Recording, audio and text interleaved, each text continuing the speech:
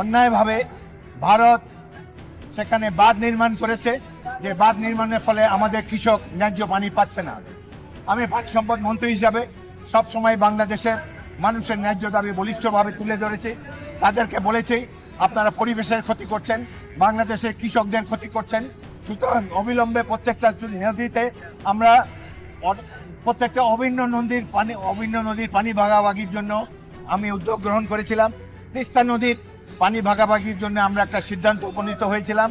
ভারতের মন্ত্রী প্রিয়রঞ্জন দাস মুন্সি, তিনি বর্তমানে লোকান্তরিত, আমার বন্ধু ছিলেন, তিনি বাঙালি ছিলেন, তার বাংলাদেশের প্রতি সদ্ভাব ছিল, তার বাংলাদেশের প্রতি সহানুভূতি ছিল। তিনি এবং আমি মিলে স্থির করেছিলাম তিস্তা নদীর এই গজলডোবা পয়েন্টে যে পানি আসে তার 40 ভাগ ভারত নেবে, 40 ভাগ বাংলাদেশ নেবে এবং বাকি 20 ভাগ তারা ছেড়ে দিবে নদীকে বাঁচিয়ে রাখার জন্য। এইভাবে একটা সমঝোতায় উপনীত হয়েছিলাম। তারপরে সরকার পরিবর্তন হয়ে যাওয়ার ফলে, এই বিজেপি সরকার আসার ফলে তারা আমাদের যেসব আন্ডারস্ট্যান্ডিং ছিল সেখান থেকে পিছু সরে গিয়েছে।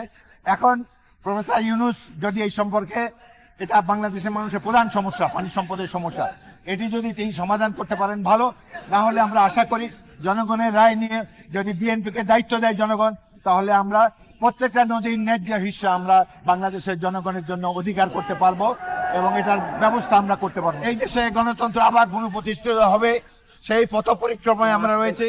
গণতন্ত্র এবং মানবাধিকার প্রতিষ্ঠা করাই বর্তমান সরকারের প্রধান লক্ষ্য হওয়া উচিত। আমরা যারা রাজনৈতিক দল আছি, আমরা ডক্টর ইউনূসের এই উদ্যোগকে সবসময় সহযোগিতা করব।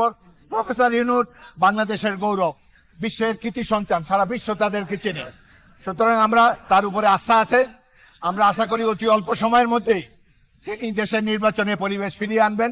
আমরা তাকে সময় দিতে প্রস্তুত এবং সব ধরনের সহযোগিতা এই সরকারের